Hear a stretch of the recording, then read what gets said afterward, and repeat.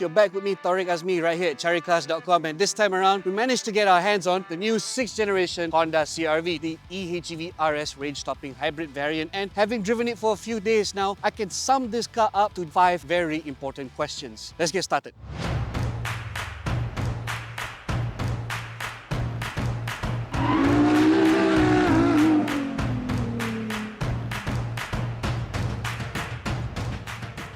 Effectively, this is the 6th generation iteration of Honda's evergreen C-segment SUV offering, which comes available for the first time with a hybrid powertrain option. And we'll detail that hybrid system later, but you should know to get this in hybrid form, it only comes exclusively as a range topper, and being the range topper is fully loaded with all the bells and whistles, plus Honda's very current sporty RS touch, which includes this lovely black accent grille insert, side mirror caps, as well as exclusive 18-inch black alloy wheels. Why black? Because black is premium. Now, if you ask me, this is arguably the most handsome form of the 6th gen CR-V yet. And I will also add that this is a slightly larger, slightly better car than what it used to be.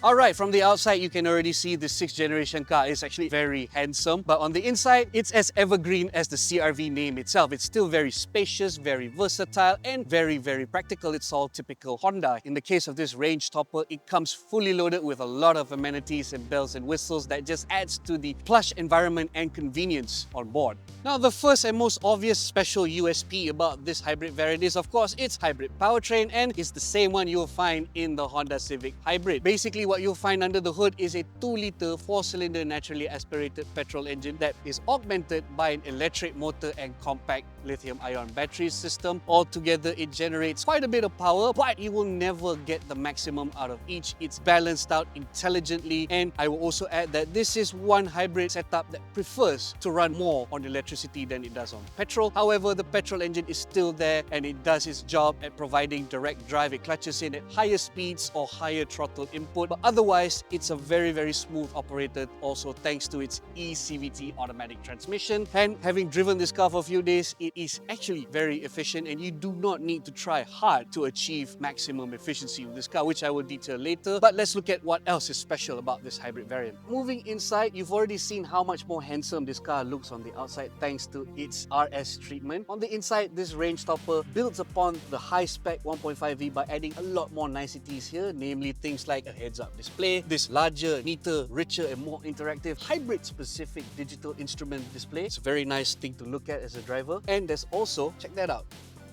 premium Bose audio system to pair with the existing touchscreen infotainment. I'll also add that in this variant, you get not one, but 2 types of keys for you to use. You get the normal key fob with remote ignition, plus this very novel, very compact key card.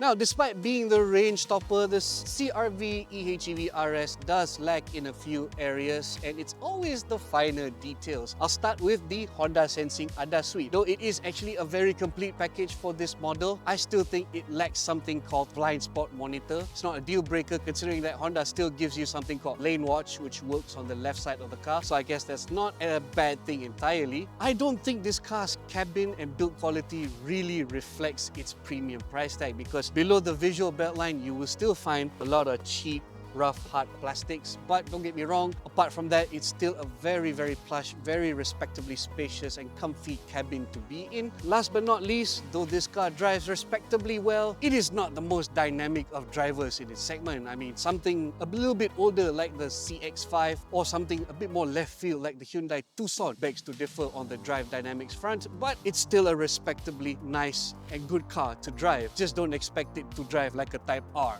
Okay, driving the Honda CR-V EHEV RS. Well, there's nothing much to complain about because the ride is soft, pliant, and very smooth. I think if you're a passenger in this car, you'll have very little to complain about. As a driver though, dynamism is not as high as you'd expect out of a Honda. This is the company that makes the Type R, but is respectably good and friendly to say the least. I will also add that it is a very smooth and seamless operator, and a lot of this stems from the hybrid powertrain we detailed earlier. I haven't needed to try hard to attain a rather respectable 6 liters per 100 km average fuel economy reading, and that's before I hit econ mode. I think if I put this thing into econ drive mode, I'll be able to hit its claim of 5 liters per 100 km, and that's really good to say the least. Apart from which, I only have one nitpick with the drive, and that is the noticeable level of tire roar, especially when I'm driving over rough asphalt. It's not a deal breaker, it's kept in check, and otherwise it's relatively friendly, comfortable and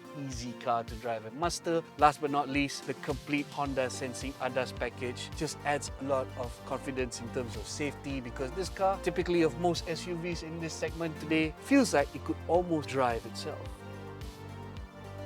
In terms of performance and whatnot, it's respectably good. 0 to 100 takes about 9 seconds if I'm not wrong, and honestly that's enough pep for any SUV today. But what is important with this hybrid variant, it is very efficient. Last but not least, this car inspires a lot of confidence in terms of safety, and that's because this range topper is equipped with the full Honda Sensing ADAS package. Now, typical of most SUVs today, said ADAS package makes it feel as if this SUV could drive itself, and it really does feel that way for the most parts. You still gotta, set its heading and everything, but otherwise it is a very convenient, very safe car to be in. Apart from my other nitpick earlier, there's very little to complain about the way this Honda drives. Now, if you don't mind, I'm gonna enjoy it a little bit more because hey, it's quite decent.